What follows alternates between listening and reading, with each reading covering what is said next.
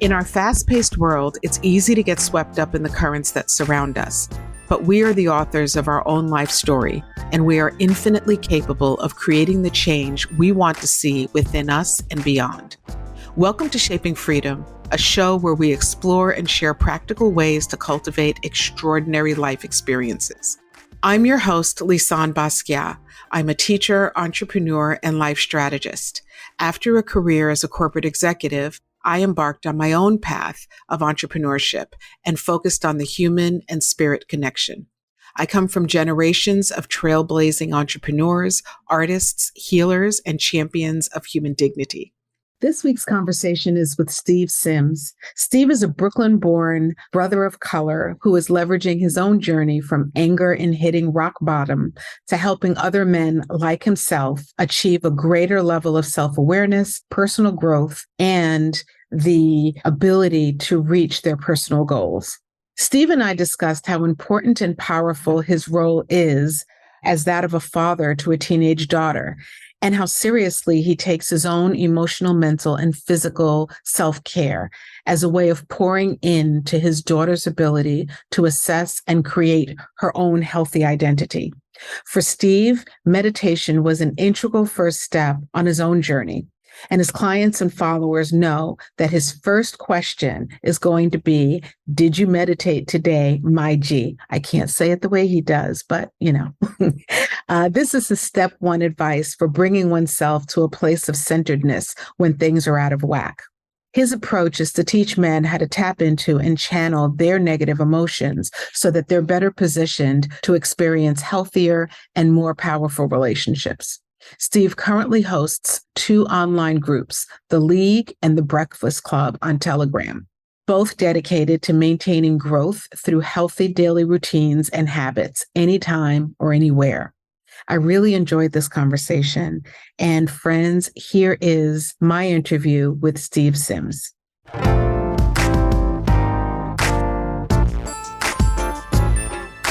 Steve, thank you so much for joining me on the Shaping Freedom with Lisanne Basquiat podcast. I've been wanting to have a conversation with you for quite a while, quite some time. And we have common friends, and I've been wanting to talk to you about a few things. First of all, I find you to be an incredibly interesting character in the world. And a really deeply thoughtful human being. And so I, toward the end of last year, I started to recognize how often I was having conversations with people who were just like zipping and zooming all over the place and feeling overwhelmed and kind of burnt out.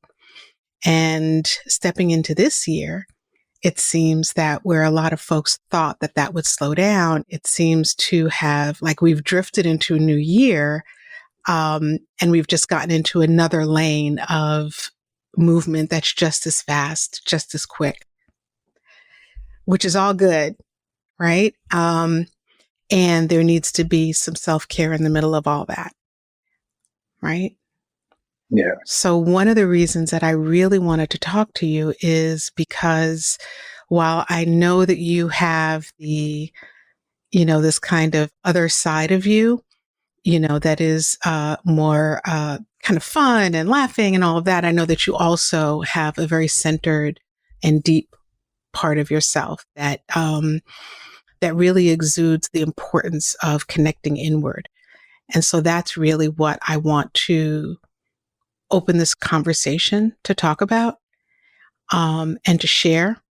But first, I want to hear a little bit about you. Who's Steve Sims? This is always like the weird question for me to answer because none of us are just solely one thing or one person or one idea. But I guess the way to simplify it, I'm just someone who is always on the path of learning. Like for instance, any of our life experiences, there's always an answer or a lesson in it that's going to take us to the next level. And I'm just somebody that's always trying to learn, unlearn and relearn myself as I go through life. And what else? I'm also a father, so I guess that's probably like the greatest thing I've done. So if I can plug myself on that one. Is that the greatest thing you've done? Yeah, in my opinion, yeah. I don't think there's anything else I can do that would top that. Help, I'm helping to develop this young human that always ceases to amaze me every step of the way. And I don't think I can do anything more groundbreaking than that, right? That's true. And what makes you a great father, Steve? Because she told me. Okay, well that that helps. Your performance review was a positive one. I know. I think it's because I didn't go the conventional route of following the steps that like my parents did. I just was learning on the fly and realized through my process that they didn't know. They knew as much as I did about being a parent, right? You learn everything as it happens. You just have to put on the face like you know everything and take a step right there. But it's more so helping her develop her own identity, her own ideals, her own view of the world, and just being more of a guide than a dictator. Wow. You know, it's really a lot of folks go into a lot of parents go into the role um, thinking or believing that their role is, and I'll use your words, their role is to dictate. You know, you have this human being, and for the next 18, 21 years, or as long as this person's going to hear you, you know, it's your job to, a lot of people believe it to be their job to dictate to this human being how they're supposed to live, how they should think, what their values are, and all of that. And it's interesting. I didn't know this about you, but I share your approach to parenting in that I think that parenting is really about setting yourself on this journey of learning who you are, learning who this other human being is, and then learning what kind of space you can create between you to help that person to evolve into who they really are meant to be. Exactly. Hmm. What else? What else you got? I spent some time in the military. And then currently,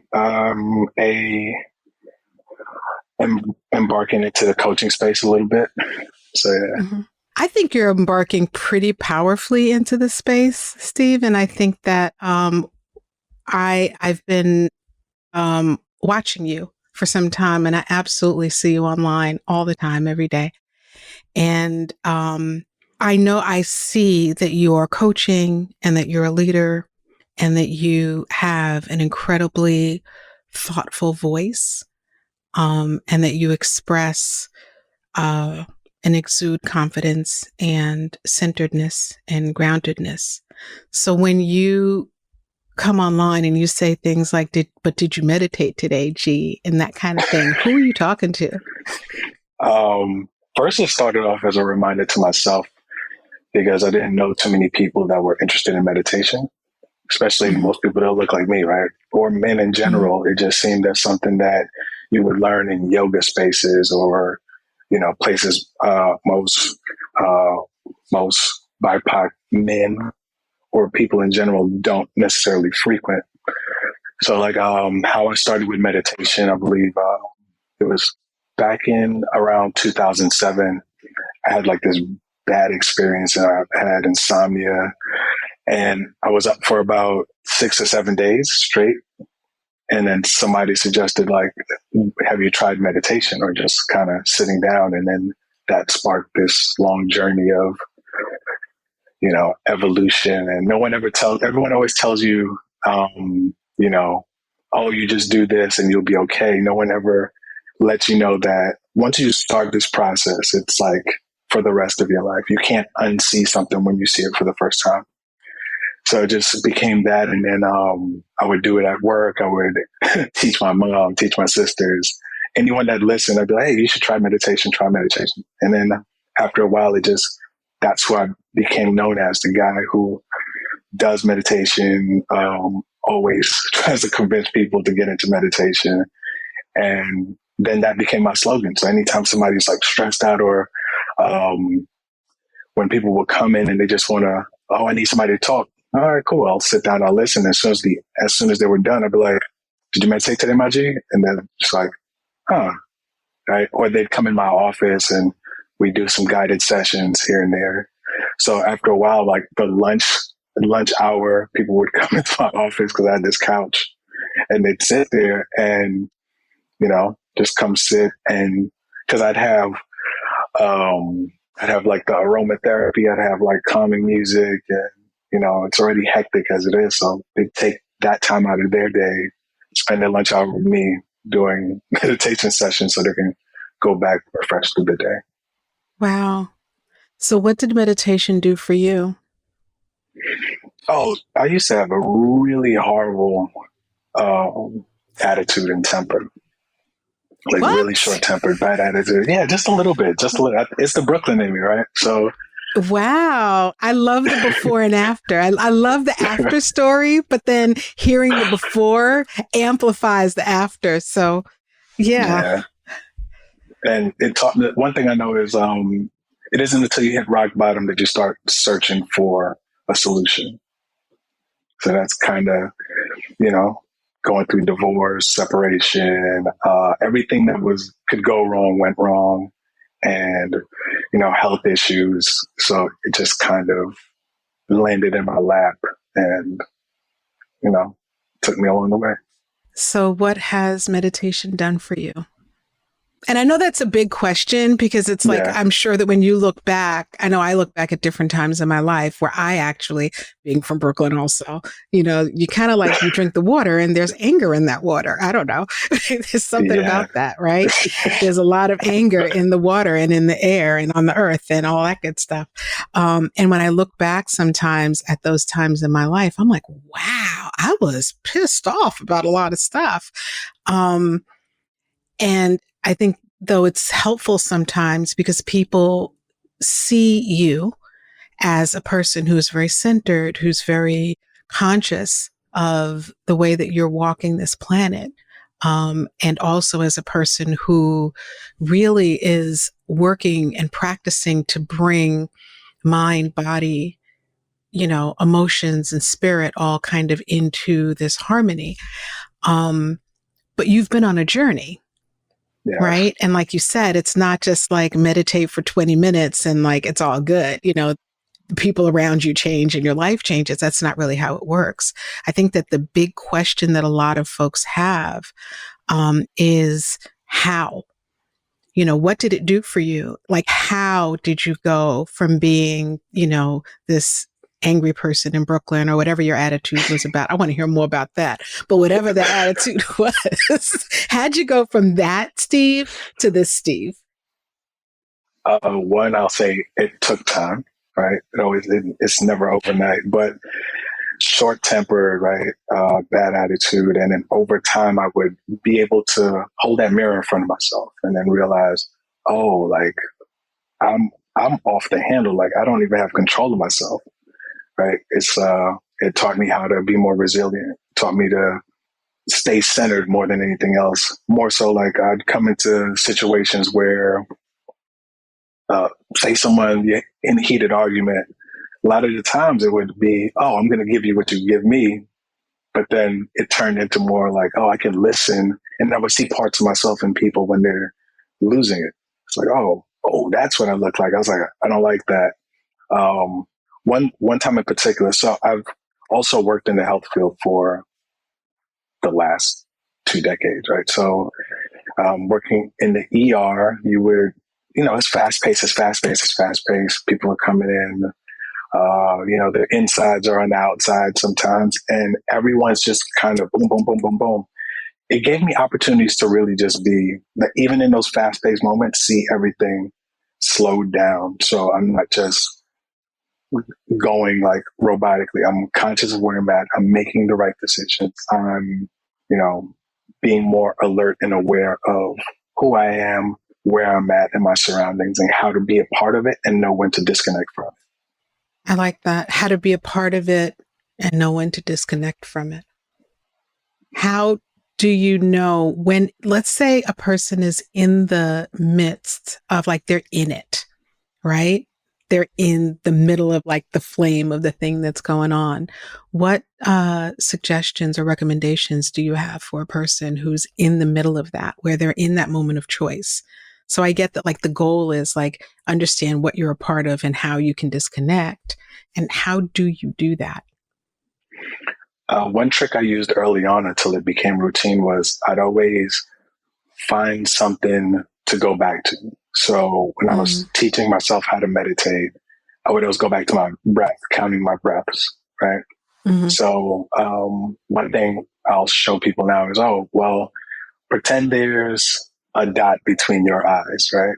But only you can see it from the inside out. So when you're in a moment and it just feels like you're losing control, think about that dot. Now your hmm focus is shifted to something else, but you're still very much where you're at. Now you can take a step back and kind of regain consciousness in a sense. Because, you know, when we're on autopilot, you're just moving, just moving, just moving. Sometimes that first hour of the day can turn into the 8 hours that you were just floating on through and don't remember anything. So it's always creating and coming back to a center point to give you control of where you're at when you're there. And, you know, you can make that conscious decision of what you want to do beyond that. What does your practice look like on a day to day basis? So I developed this thing called the golden hour for myself. So I do it twice a day. I do it in the morning and then do it in the evening. So I start my day because, you know, once your day starts, it starts. So around Hmm 4:30, 5 o'clock, get up. I do visualization, meditation, journaling, exercise, and then like a moment of just nothing before you go into the day because you grab your phone and then everything's on the move after that. I do that to hmm start the day to give myself me time, and then I do it at the end of the day to kind of decompress. hmm Visualization, what does that look like? I started with so it's like visualization slash self talk because one thing I learned is we often go into the world and meet the world where it's at rather than showing the world where it should meet us. So my Mm, visualization is more of a how I'm going to conquer the day, how I'm going to go through the day, and part of it is also what did I not do the day before that made me come across as non-congruent, as not as myself and how I should show up. Because like what miscues did I have, and not so much beating myself up, but asking you know, where could I have done something when I didn't? And how did I react with people? Did I give them the proper respect? Or did I fly off the handle? Moments like that. Did I lose myself or did I maintain composure? yeah, you know what there are really three energies, and I was talking about this with a guest that I interviewed yesterday, and we talked about the three energies of creation, transformation, which is kind of that in the middle space, and then completion. And um, I think I agree with you and share a similar practice in that each day is this gift, right? Each day we have this opportunity. We have these 24 hours to do something with it. And if we're not careful, we hop out of bed or drag out of bed and then go rolling through the day in reaction to what's happening around us. And then we fall into bed at the end of the day and either we sleep or we don't sleep based on, what happened.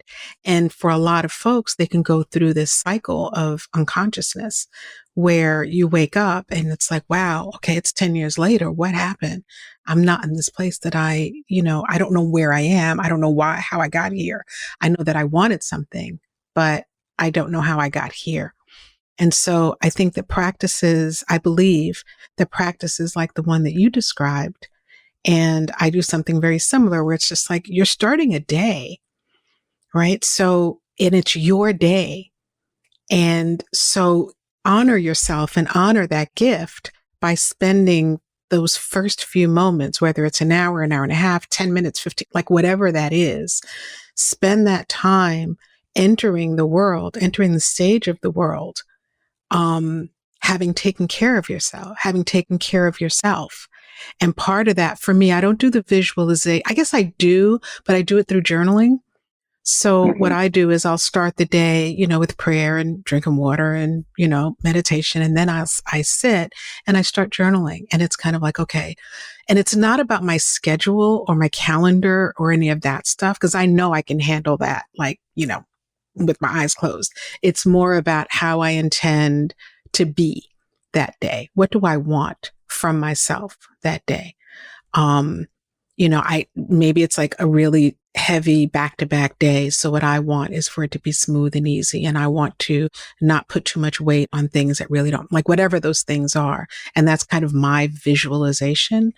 And then I go out throughout my day, and then ending the day with a way of closing it, kind of like bringing that day to completion, is how you can really keep your finger on the pulse of this life that you're living and how you're living it. Right? Because Exactly. if not, then yeah, like you're talking about how that's, it's not about beating yourself up. It's about looking at what you did and observing how you showed up in your world and in the different roles that you have, and then course correcting, because otherwise it just accumulates and your life becomes this big snowball of things and stuff, and you Hmm. get that you're in the middle of, and you can get lost in. Absolutely. And another thing that ties it all together is, like you say, you don't actually dedicate it to um, visualization, but you do it throughout the days. Like even a daydream is kind of visualization, right? Some people, when Yeah. they write, they see scenes when they're writing. So it's the same thing. Yeah, I do. But I never thought about it as, yeah, I never thought about it as separate and apart, like visualization and journaling. But as I'm doing it, it's like, oh, yeah, when I have this conversation, this is how I want to show up, in this conversation, or, whatever that thing is. So there is a visualization aspect to it for sure. Huh. Is everything that connects the emotions. Because, when you're writing, you get excited, right? That shows up. It shows up in your writing. It shows up in your Yeah, attitude and your mood. But the biggest part of, say, of that mindfulness slash meditation practice, I've learned that it makes me realize more. There's nothing outside of me that can make me more valuable than me, right? Because, like you said, when we get in that habit of just going on autopilot, we try to fill our lives and ourselves with things to compensate for whatever we think we lack. When a lot of that's times right. it's really just us giving us that. Like when you give yourself those moments, you feel it. It shows up in your life quicker than you realize. Like it shows up in your attitude, your posture, your persona, how you show the world who you truly are. Those practices help bring those out, especially for people that aren't as confident in wanting to show that. Right, right. And by things, I don't want to break down this idea of the things that we um, try to fill our lives with. It's not just things like, purses and hats and, an iPhone. Yeah. It's people, it's Right. relationships, it's being in Right. constant motion, or Mm, being unwilling to spend a moment by yourself so that you can really hear what's going on up in here. Right. mm, yeah. And most people are scared to sit with themselves. And I've just learned this over these last 2 years. Like people are scared to have that alone time with themselves and do that self inventory. And it's not punishment. It's funny. And I think that going back to parenting for a quick moment, for those parents who sometimes get frustrated with their children, and, that idea of like, you get a timeout, go sit down somewhere, and doing it with that energy of punishment, like, that's not a punishment. Don't teach your children that's No. not a punishment. Right? Because then it translates into, I'm by myself. I've done, like they take that programming, children do, and they convert that into practices that they're going to follow throughout their lives. So then in 20 or 30 years, when there is a pandemic and we all have to be alone, they see that as I'm being punished. I don't want to be in this uncomfortable space. Being alone is, somehow or another, a an act of discipline versus an opportunity, you know. Yeah, I mean, For the parents who listen, I just had to drop that, you know. maybe it's the parents that need the time out so they can appreciate the alone time, and then, For sure. yeah. For sure. Absolutely. Let's talk about what else do you want to talk about? I asked somebody that we both know a question about you. Do you want to hear Okay. the Yeah, I'd answer? love to hear it. Yeah. Okay, let's see. So I asked this person, Viethen, I said, hey, I have a question for you. What 3 words would you use to describe Steve? Oh, it's interesting. Okay. And she said centered, insightful, and goofy MFer. Yeah, that's And I was like, yeah, you got that. That's yeah, I think that's you got that right on point. I agree. I And agree. she said you're incredibly thoughtful, that you give deep thought to things, and that's one of the things that she appreciates about you. What's up? Gotta get us some flowers Yeah. for that. Yeah. What would you add to that? If you had like a 4th or 5th word, what would they be? Aloof. Because a I lot of could see times that. I don't, I think I'm too centered at times that I don't realize what is around me. Right. Mm. So oftentimes I won't understand the impact I can help someone with. It's just kind of like, oh, like if I help someone, it isn't because of anything other than I had the opportunity to be there to help them. And then I keep it moving, not realizing the impact something like that can make or made for that person at that time. Is that aloof? Well, I guess I would be aloof or unaware to that or those moments. I would describe it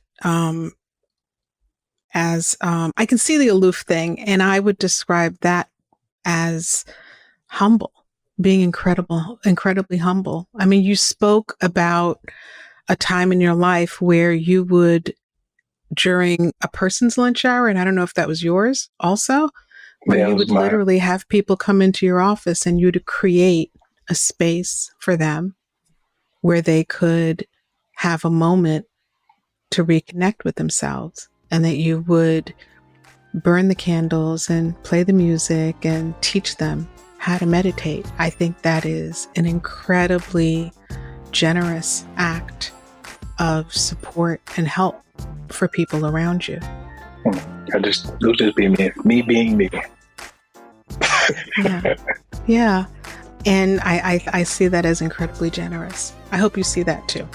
I hope so. One day I'll see it. Okay. That's cool.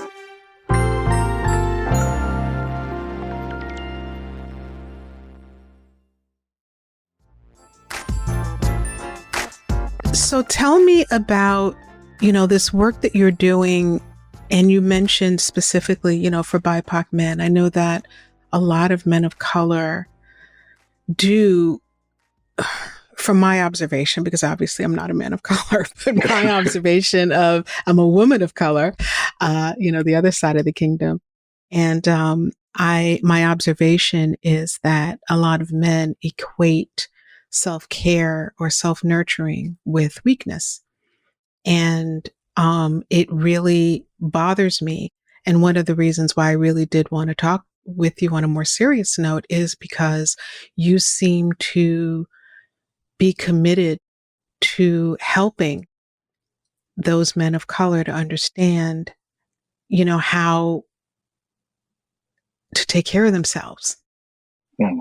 That may not be the right word for it, but that's really what it comes down to. Can you No, talk a little bit about that? yeah. Funny enough, this was like last year. I told Vida this, like, it's frustrating. This is the most frustrating space I've ever had to be a part of. Right. I've been on deployments in the military, and that was more comforting than doing this because it all starts from something I wish I had when I was younger. Mm. Right. Someone that could introduce me into kind of honing myself, being in control of my emotions, taking care of myself, right? Beyond just the idea of how we normally do it. Like, how am I mentally doing these self checks mentally, spiritually, emotionally, physically, and also looking out for the people around me. Um, I would do it with my friends, not realizing more than anything, like, there's a lot more men out here that need it, but still shy away from it because of the stigmas of anything. Like, I was on Twitter the other day, and there's a guy who has a running list of things that black men aren't allowed to do. One was like smile, drink from a straw, yoga. Like, it was funny because it was so ridiculous, but that's a real thing. Like, that's a real thing where there are things that makes a man less of a man because of them wanting to be carefree, smile, laugh, just partake in natural human experiences. And that just seems to be what I'm here to do, help contribute to that space and that concept that you can and you should actively be a part of your own health and wellness. More importantly, developing your mindset. And the other part of, not to make this like the gender war thing, but the other part that really brought me down this lane is there's this division between men and women. And then my argument is men should spend less time focusing on what women are doing and becoming the man that they should become, so they don't have to get involved in these silly conversations, if that makes sense. It's like, if you are who you say you are, you wouldn't have to have a conversation about telling someone or convincing them you are who you're telling them to be. Right. So That's right. If you are, I'll just say, you don't want to, I'll just say it, right? And I think it's true. I will say this, right? I think it's true of both sides and both genders, quite frankly. And I don't think there's a side. I think there's a perspective, right? definitely. And I think if I'm walking around saying, I'm a woman, I'm a Black woman, I'm happy, I'm this, I'm that, I'm worth a lot, right? Then you kind of don't believe it, because Yeah. if I have to tell you, like, it's all about action, Yeah. right? Like, I don't need to tell you who I am. I don't need to tell anyone who I am. I am who I am. You see who I am, and that's it. And I think that there is this dialogue going on about, what a, high value human being is, a high value man, a high value woman, and all of this, and alpha man, and, and all of this kind of stuff. And I'm so glad you brought that up, Steve, because the truth of the matter is that just be a man. Just be a man who is congruent and who stands on who he is. Just do that. Right. And I do think on both sides, from both perspectives, there are women who are pointing to men as, you're not doing this and you're not doing that, and you're making me feel this way or that way. Right. And men are doing the same thing. And I really strongly believe in the work that I do is with the intention of helping people to get those fingers, like, put those fingers down, right? And take responsibility and accountability for the way that you're showing up on this planet. Be the person that you want to be on this planet. And don't worry so much about what other people are doing, or understand the responsibility and accountability that you have in those situations, and in those circumstances. So if you're in a relationship and you are constantly looking at another person and pointing to all that they're doing to piss you off and how they're not doing whatever the 5 things are that you want them to do, a more productive question could be, why are you looking for that person to fill that for you? Or what is it that you're not doing for yourself that needs to be done? Because people who are happy and who feel fulfilled and who are comfortable in their skin don't point at other people. They attract people who are doing the same thing. They move in crowds of people that are doing the same thing. So I think that some of this dialogue that's happening is unproductive. I agree with you. It's something. It's And something. we can spend 5 minutes on this topic because I think it's an important one. I really do. No, it is. It's just, sometimes it's just kind of like you don't get tired of talking about the same things. Yeah, we can sit here and point it out, but what are the solutions after the fact? Okay, cool. This person isn't doing this, or I'm not doing that. All right, what next? If we're not going to talk about solutions, if we're not going to bring awareness, but then create solutions or speak about creating solutions, then there's no point in having the discussion. So, so to prepare men to not even go into that, it's like, hey, you have to look at yourself before somebody else looks at you. Are you the person that you are projecting to the world?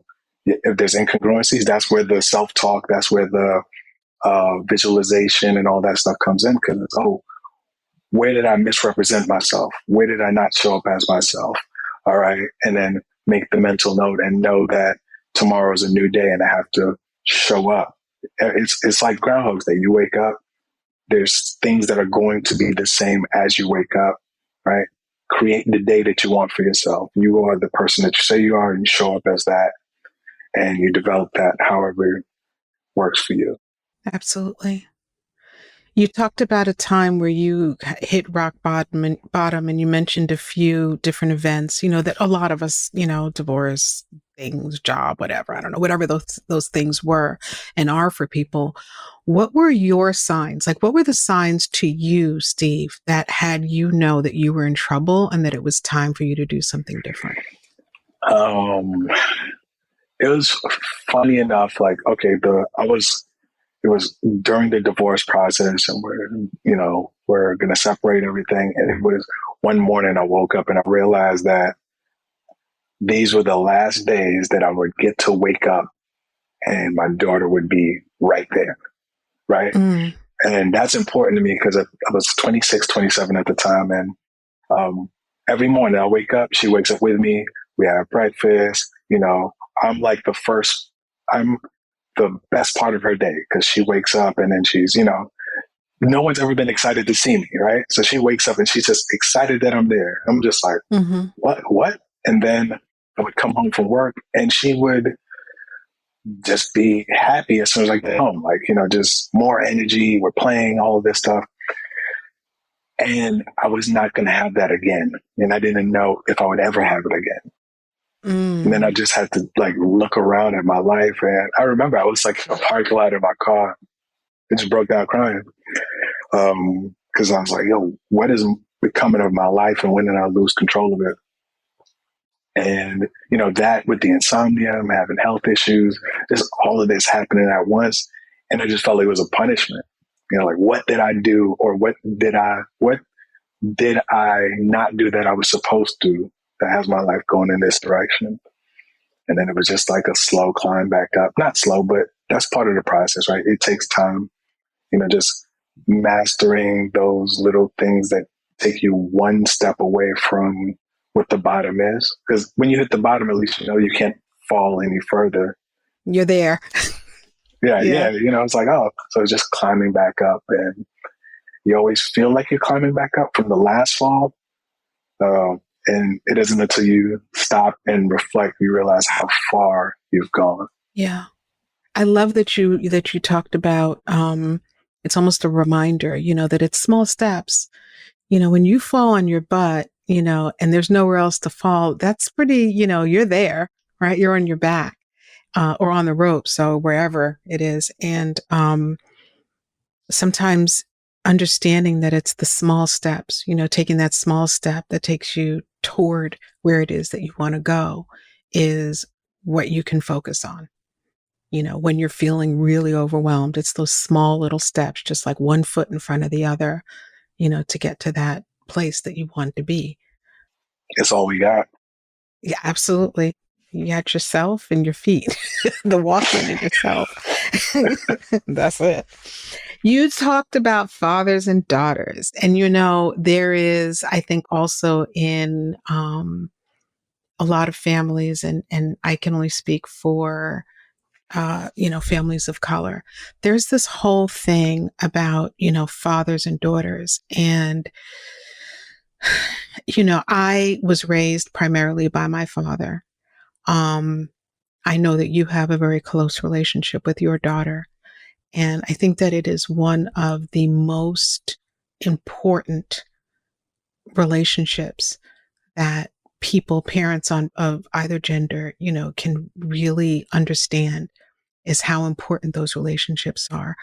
And a lot of times, especially when there are situations where there's a family that is, shifting, coming apart, or people who are coming apart and who make different decisions about their romantic life toward each other, there's still that person, that human being that you both created that sits there waiting for guidance on how to move forward, how to see that other parent, how to see themselves, and how to move forward. And so I'm not going to commend you for being a great father to your daughter, because you know what? That's what you're supposed to do, my G. you know, I appreciate you for showing up, and that's what you're supposed to do.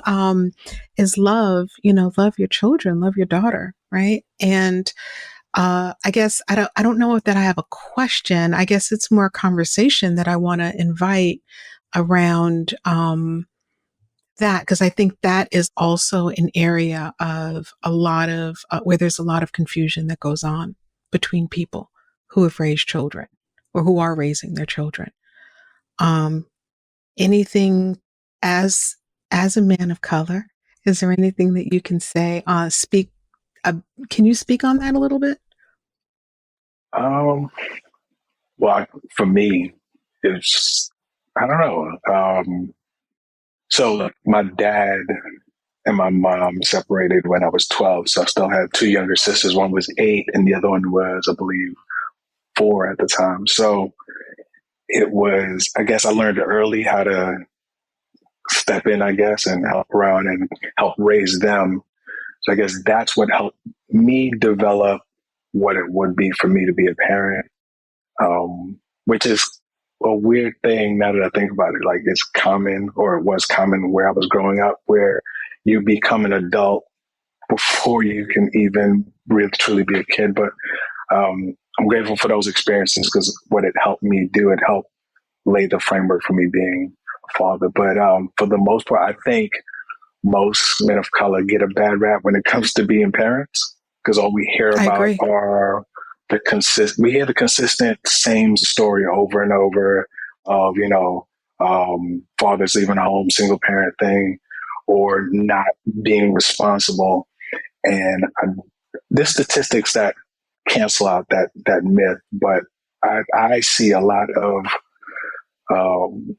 men of color, such as myself, absolutely very hands-on parenting. Like uh, sometimes it's almost as if I have to ask if the mother's involved, because that they're doing it all, right? Because they just love their families and love their children that much that they're heavily involved in every aspect of their life, not controlling, but you know, it's important because it's something we didn't have when we were younger. And I think that's how we show up as parents. We want to give our kids a better experience than what we had. So, um, yes, but again, that's just me and my circumstance. I can't speak for all men, but it shows up the same way. I guess what I want to add to that is that I think there's this misconception that a father isn't necessary, It's inaccurate. Yeah, that's wrong. because of the ability for women to bear and birth children. And there is nothing further than the truth. Because here's the thing: children learn what they need to learn. You can, like you talked about people that you know who are so involved that you don't know if the mothers are involved. And the truth is that if each parent shows up 100% to give that child everything that they can possibly give them 100%, then that human being gets to walk into this world knowing that there was a father who loved them and a mother who loved them. and the community and the rest of the family that, exists on the periphery of that. When you have a child who discounts one half of the people who are responsible for them or who are the vessels through which they got here, that person walks around with a hole in their heart that they're not even aware of. And then they look to fill it. Yeah. By having, if it's a woman, having external people fill them up and tell them the things that a father will wind up saying to his daughter, because that there's no joy like the joy of a father, that way that his daughter, looks at him, right? And vice versa. A boy who is walking around who has not had the benefit of both parents. Perfect. I mean, nobody's perfect, right? But a child who walks around without the benefit of both parents is walking around with half of who they really are. They don't know who they really are. So if you want your children to know who they are, take the judgment around your romantic relationship out of the equation. It does not matter. Deal with that separately, separate and apart from that child. That human being needs both. And then y'all duke it out, do whatever. I don't mean duke it out physically. Please don't do that. Please don't say I said that, because I did not say that. But handle your thing with that person romantically. You don't have to like that person. You don't. But that child deserves every single thing that they have and that was given to them, because this world is not easy for anyone. For anyone. And that child needs all the seeds, the water, everything that they can get. So that is my little soapbox comment for today. That's what I have to say about that. And that is for people of color and people who are not of color. But since we're talking about, that community, our community right now, yeah. All right. Well said. But yeah, I think we need to stop being individuals and focus more on the community aspect. It's nice that you can do it by yourself, but do you have to do it by yourself? That's a better question. Exactly. Yeah. And I don't think we always have to. I think there are times when we do. There are times when situations are really, life or death or, other things. And I think that is the exception, not the rule. So tell me about your coaching practice. How can people find you? Who are the people that you work with? It's funny. I literally started working with everyone now. Before it was just solely just men. I still have a program specifically for men. I have a group called The League, where it's monthly. It's about twice a week. But that one's on hold. We just finished the last cohort. I'm going to start that later on this year. But currently, I have a Telegram group called the Breakfast Club, where I'm helping people develop their own early morning practice, where you can do your own. I'll give you the framework and you decide how you want to set up your own visualization. It's like a buffet. These are the things that you can incorporate, see what works for you, develop your own practice, also give them inspiration, motivation in there as well. You can find that in my link tree on Instagram at STVSMMS. And I am moving, so currently I put things on hold for now, but I'll make more announcements on Instagram. Are you leaving this area? Yeah, I am. Okay. If you're ever in Phoenix, hit me up. It's hot. It is. Okay, good for you. That's nice. Yeah. Good for you. Are you excited? Yeah, we'll see. New city, new everything, new chapter of life. We'll see. I'm turning 43, and like the week after I've moved there, so it's all new. Okay. So yeah. Do you have like a word of the year? Do you identify a word of the year? Last year was villain, right? Because I had this thing. Yeah. So because I was trying to teach the guys in the group how to tap into the rage and channel it somewhere else. So it was villain that year. So this year is Um, I would I guess be seen. Like put yourself out. Yeah, put yourself out and be seen. Don't focus on criticism, critique, anything. Show up as yourself. So just be seen. I love that. What's yours? My word is magenta. Magenta. Why magenta? I don't know. So every year, right around the first, I'll tell you. So I do my whole New Year's thing actually right around my birthday, which is in September. And I at the beginning of the year, of the calendar year, I will sit in meditation and wait for a word to pop up for me.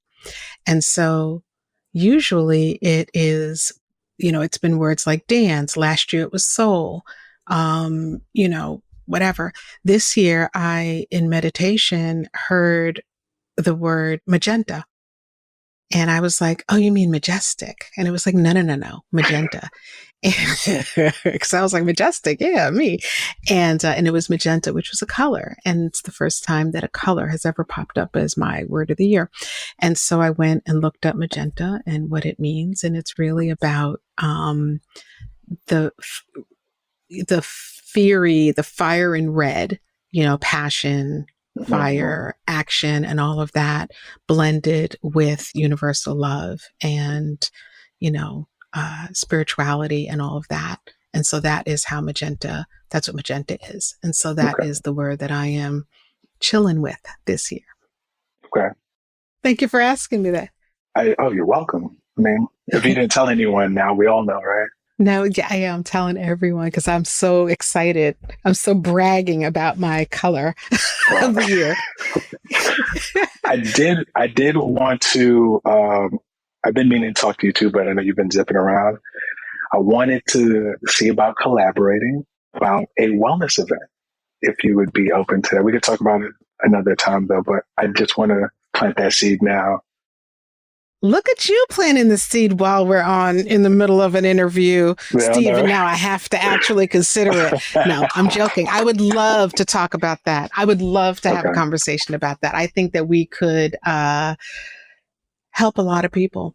I would love to do that. I mean that with all sincerity. Yeah. All right. I have one more question for you because I really want people to leave this conversation with some tools. So I know you talked about like all the things that were happening in your life. Were there any signs that came to you before you hit rock bottom that were kind of, signals to let you know that there was something that you needed to be doing differently? You don't have to get into the specifics of your personal life, but just like, were there any things that were happening that could have helped you had you been listening? Yes. And I, doing the self-reflection, I realized there were always moments where it seemed like life was intervening, trying to steer me in a different direction, like giving me this opportunity to, okay, I see it. Let me do better. Let me be better. And I didn't listen to any of them, right? all the great leaders have this moment. That's how you know. Not one, absolutely not one. And looking back, and I laughed because it was like I was given every opportunity to live life differently, and I chose not to. And that's why the fall hurt the most, right? The one thing that I knew meant the most to me at that moment was going to be taken away from me. So I had to sit with myself, and having sat with myself, realizing, I absolutely have to change my life. Like, I'm not going to change it all tonight, but I have to change it step by step. And I just started from the habits to the behaviors, eventually having to look at myself and like, who am I? Like, and when you ask yourself who you are, especially during meditation, and you don't hear an answer back, that's kind of like you just like, like you feel so lost, but it gives you the opportunity to go, yeah, who am I? Right? Who am I for me? Who am I for my loved ones? Who am I for my coworkers, my associates? Like, who am I at my core? Like, I'm not these things that were instilled in me through someone else. Like, who am I? and then you get to decide who that is. Mm-hmm. Thank you. Oh, I do have a question though. Okay. Did you meditate today, my G? I sure did, my Okay. G. All right, there For we sure, I did, because had I not meditated this morning with some of the things that happened today, I would have turned the table over. But since I meditated, I only got go. slightly Nice, frazzled, beautiful. and I'm doing okay. I'm doing all right, and I will be meditating again tonight for sure. Yeah. Thank you Glad for to hear it. asking that really important question. Of the people in the community that follows you, because it is probably one of the most profound and most loving questions that they'll be asked on any given day. So thank you so much. And thank you for coming by to chat with me, Steve. I really appreciate it. This is a wonderful, I could talk to you for hours, 4 hours. Thank you for having Thank me. you. Yeah, for sure. People can find you at STV SMMS. Yes, on Instagram. Or if On you want to Instagram. email me, hello@stvsmms.com. I'll answer Okay. your questions if you have any. Or walk in the hot streets of Phoenix, Arizona. Or Phoenix, yeah. That's all I'll you be can the do guy that too. I'll be dressed in all black. So just There you go. There you go. Attracting the heat. All right, Steve, thank you so much for stopping by. I appreciate it. And thank you all so much for listening to the Shaping Freedom with Lisanne Basquiat podcast. I'd love to hear your thoughts on this conversation. Please leave a review and rate this podcast wherever you listen to your podcasts. And I'd love to really keep this conversation about family and parenting and taking care of yourself going. So we'd love to hear your comments. Thank you again for listening to the podcast. 5-star rating. 5-star rating, for sure. Yeah.